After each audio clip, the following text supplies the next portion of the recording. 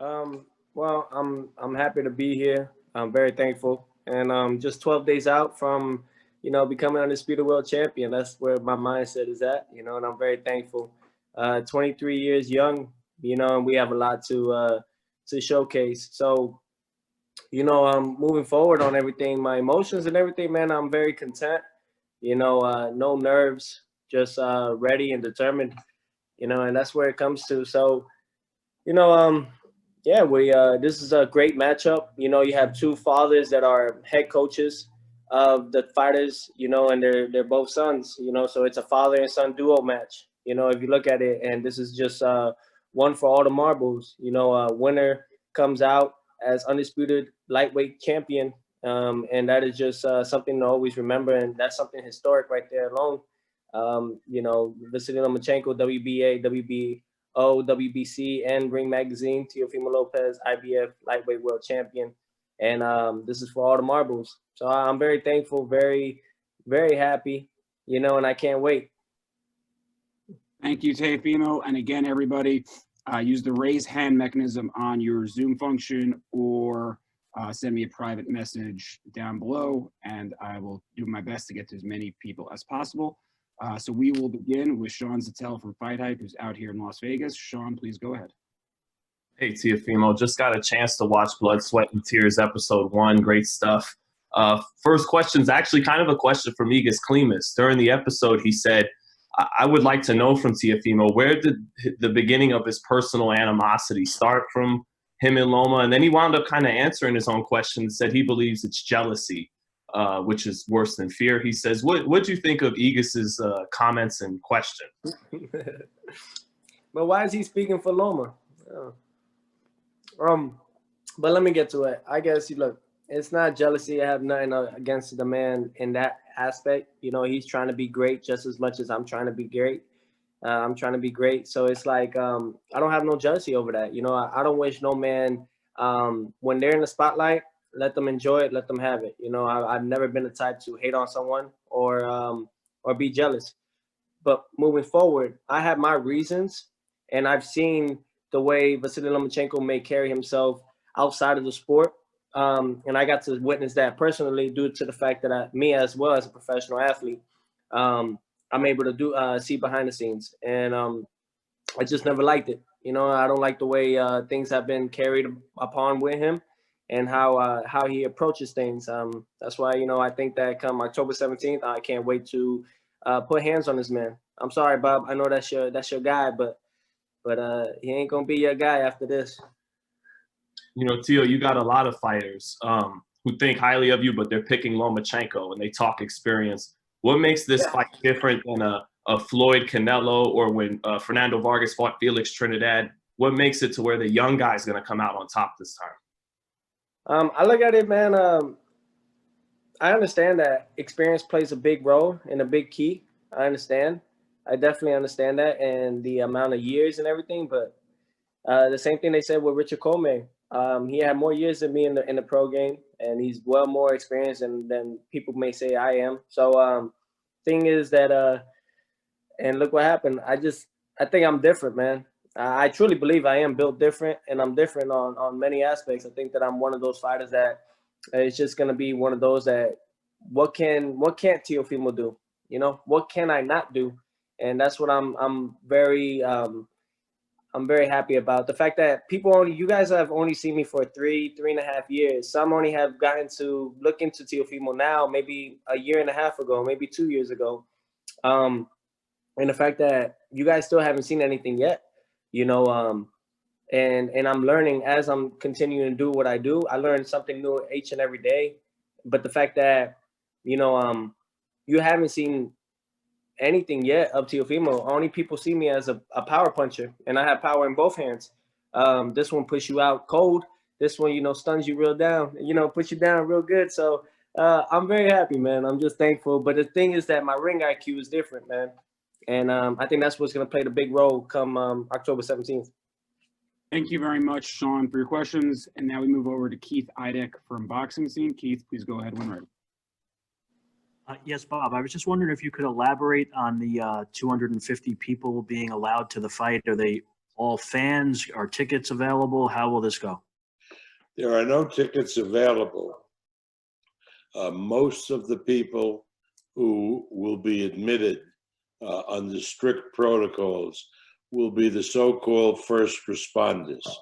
We're looking to reward those people in Nevada who worked in the hospitals taking care of the COVID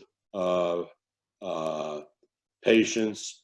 There will be some additional seats among the 250 given to the fight camps so they could invite people who are near and dear to them, which wouldn't have been allowed under the way the old protocol was. But there will be no sales of any tickets, no high rollers, none of that stuff. And I think Evan will clarify, maybe some of those seats will be available to the media. But all under very, very strict monitoring protocols, which Brad Jacobs will be distributing to everybody who wants to attend the fight. Thank you for explaining, Bob. Teofimo, can you speak to what it will be, like to at least have some people in the venue? Oh man, I mean, during this pandemic and everything, I think it's a blessing, man. Honestly, to be able to have some fans, whether it's the first responders, I think that's just something that is very admiring and good to know. It's 250 people is better than no people at all, especially for this type of magnitude of a fight that we have going on. Had this been 2019, I think we would have had a better outcome. But we find ways to make it work. Thanks to ESPN and Top Rank and Bob Arum himself. We find different ways to entertain the fight fans. That's why this fight is on cable TV. For everyone to watch and tune in. And that's just that's the whole thing about it. You don't have to pay pay-per-view or anything for something that is even though it could be pay-per-view. This is a pay-per-view fight, absolutely. But we think about what's going on and the pandemic, and but it's good, man. I think it's gonna be a great night that night, and whoever those 250 people, they're gonna have a treat right there. Thanks, Teofimo. You got it, Keith. Thank you, Keith. And next we go to Ben Baby from ESPN. Ben, you are unmuted. Evan. Oh, yes. I think they wanted to record. I'm just wanting. Yeah, no, we're taking care of that. Everybody will get the footage they need. Yes. So okay. Everybody, yes, I send it in the messages, but we will send the download link after this is over, which you all can use, or if you could take it from our YouTube feed if you'd like, either or. So I'll send that download link after the fight. Teofimo, you were doing my job. So you can fight better than me and you can do my job better than me. Thank you very much, Teofimo, for that. Next we go to Ben Baby from ESPN. Ben, please go ahead when ready. Hey, Teofimo, you've had an interesting year. You had the COVID situation, and then you were in Arkansas for a little bit as well. I believe you had to deal with that kind of tornado experience that Mark Riegel talked about a few months ago. What has all that been like for you, especially in trying to navigate just not only those experiences, but also, it looked like, you got up and weighed a little bit. Now you have to come back down. What has all of that been like for you personally? Yeah, man, I was like 202 pounds, and I'm just playing, man. Now, it's been a great journey. 2020 has definitely been one of the most surprising years for sure. The fact that going through a tornado, witnessing a tornado and seeing all the debris coming right at you, looking from the outside looking from the window from the house and everything, it's been crazy, man. But just to know that, I'm still here, just the fact that, of course I put some muscle on, perfecting athletes who are my nutritionists, they said that I definitely, I look a lot more lean, a lot more muscles. that I have throughout from my last camp with Richard Comey. So, but the camp and everything, man, weight wise, I've never had an issue, and it's definitely been a year to talk about, and just to close it out. That's what I'm looking forward to, October 17th. It's been a rough road, but I think that I see that light at the end of the tunnel, and that's October 17th, and I'm looking forward to it. Not to shock the world, but to prove to myself that I am the best. Yeah, and just a quick follow-up. It's interesting that a lot of young guys have been really protective of their undefeated record. What is it about you that you said, okay, you know what, I'm willing to risk a zero to go out and take this kind of challenge this early in my career? Why did you decide to do that? I don't look at it as a risk, man. This is just the way it is. Back then, even Bob could explain it better than I can because he was there during those times. With Muhammad Ali, Tommy Hearns, Roberto Duran, the list could go on and on. Those guys fought each other regardless of their record, and to become the best, fight those guys, Marvis Hagler, they didn't care. You know what I mean? They just wanted to put on a show for the fans, and they wanted to show and prove themselves that they are the best in their division. And that's what it comes to. I understand with Floyd Mayweather and everything that's been going on. Of course, protect your O, but there's been a lot of great champions that have come off a loss and have been, if not now, cash cows and the cash kings with like Canelo, Anthony Joshua, and so many others. So I don't really look at it as a risk but I'm not coming in this mindset of losing. So, yeah. Thank you, Ben. And next we go to Jorge Ebro. Jorge, please unmute when ready. And just another announcement, if anybody, I know we have some Hispanic media on the line. If anybody wants to ask questions in Spanish, just give Vasiliy Lopez, who's also on the call, time to translate as well. So Jorge, when ready, please go ahead. Thank you. Déjame hacer la primera en español y después en inglés. Teofimo, felicidades. ¿Sientes tú que América Latina está apoyando? ¿Sientes que el apoyo de los fanáticos latinos? ¿O si sientes presión por representar a toda América Latina en la pelea tan grande del año? Oh, claro, y me siento que yo voy a representar a todos los latinos, a toda Latinoamérica y todo, no solo Honduras, pero a toda mi gente. Esa es la cosa que me siento muy orgulloso de eso, y que yo sé que yo tengo sangre de latinos, yo sé que yo tengo todos Puerto Rico y toda la gente que está apoyando a Teofimo.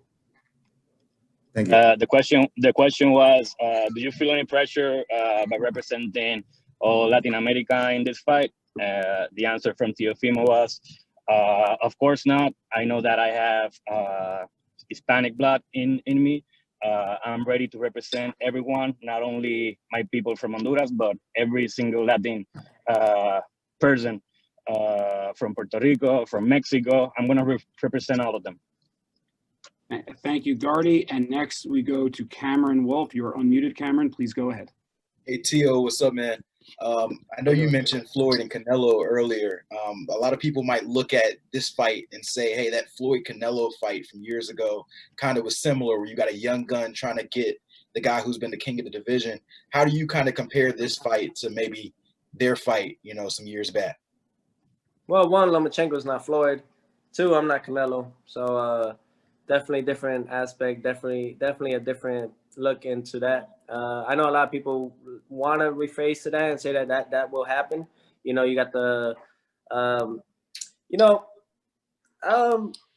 the fact that people want to take me, that I think that's everyone's game plan, and I think that's the best thing I always love is the fact that deep waters, right? People always want to take me to deep waters, and the fact that they don't understand is that I live in deep waters. I'm a shark, you know what I mean, and that's what it comes to. So try to take me to deep waters, and it ends up becoming their downfall, and that's why if this fight goes to the 12 rounds, and so I understand that Lomachenko it may be a slow starter and he picks up as the rounds continue, but so do I. And I think that this is definitely going to be a chess match, a great fight.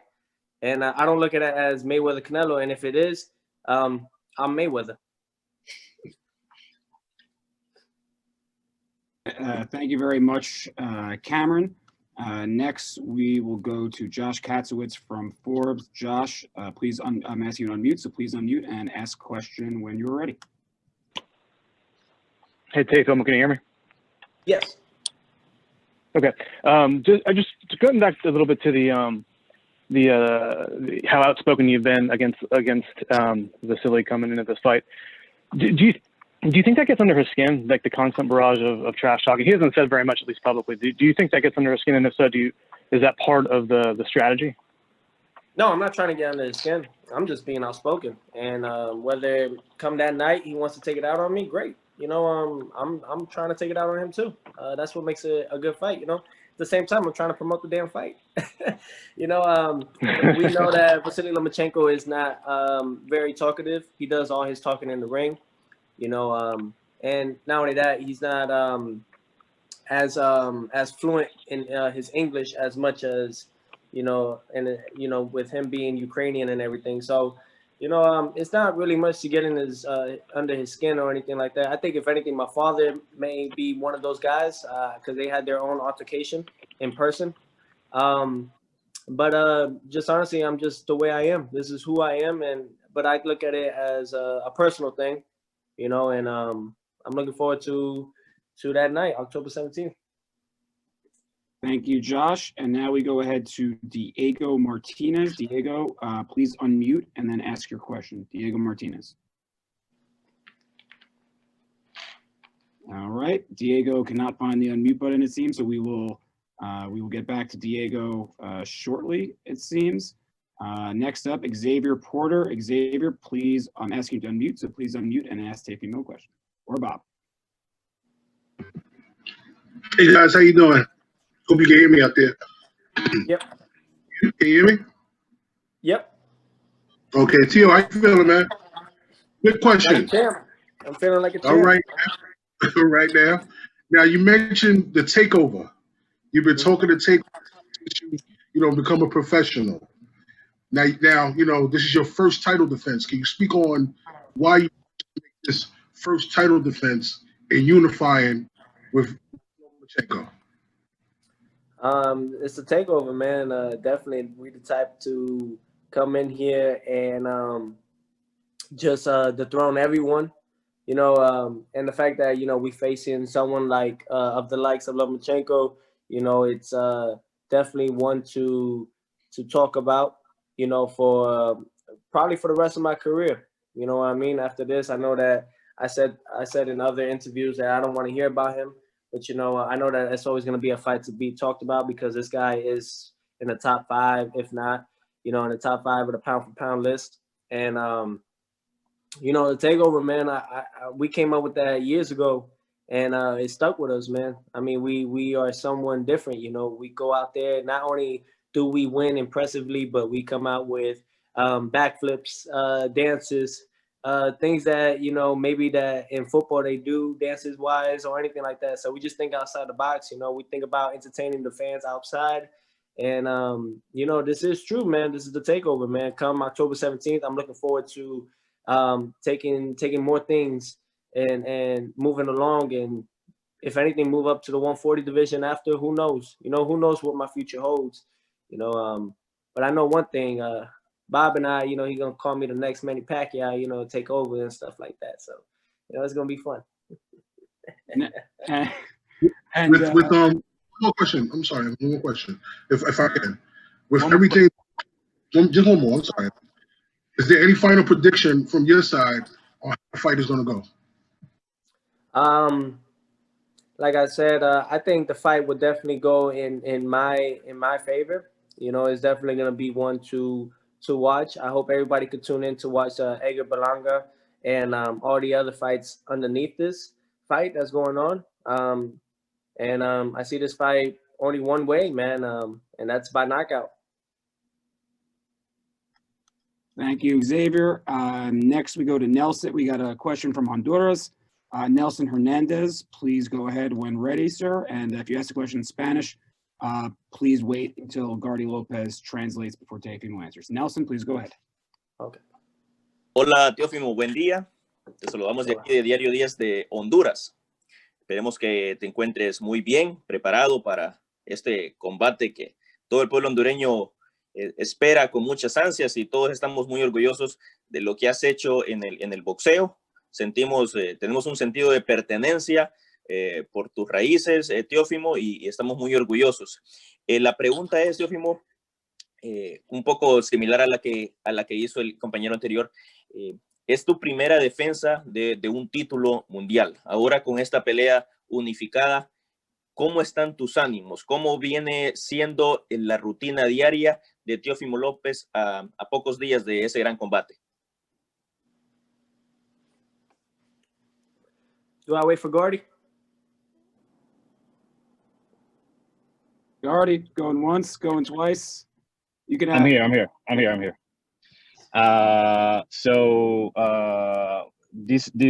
He's saying that the Honduran people is very proud of him, and that he's just days away from defending his title, his first world title defense. How is he feeling just days away from one of the biggest fights of his career? Oh, okay. Muchas gracias, Diario 10. Y quiere decir a todos los hondureños y todo, el gringo catracho, él viene. Yo quiero decir también que me siento muy orgulloso de esta pelea. Y no solo eso, pero también muy contento, muy feliz. Y para mí me siento como todo esto es un sueño. Pero la cosa es que yo sé, el 17 de octubre, yo voy a ir a ese ring contra Lomachenko y vamos a ganar todos los títulos, y para toda mi gente, todo Latinoamérica, para todos allá en Honduras también. Y me siento muy contento con eso.